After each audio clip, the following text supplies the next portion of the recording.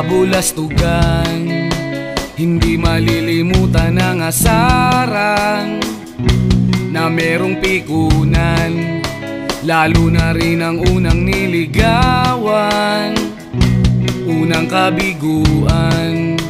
At dyan nasiseryoso ang usapan, ang pagdadamayan ng tunay at tapat na kaibigan. Kung mga buwan, kaibigan, namang maaasahan. Oh, di na tayo mabata, edad may di nahahalata. Sa mga trip unti-unti na tayo nagsasawa. Pero kahit ganon, barkadang matatag hanggang sa ngayon.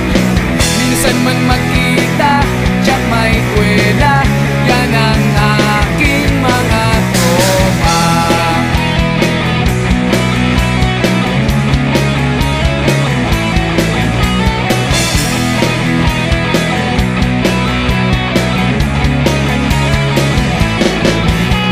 Inuman na pang magdamagan, minsan inaabot pa ng ayaan, na kung saan-saan, na para bang walang kinabukasan at kahantungan.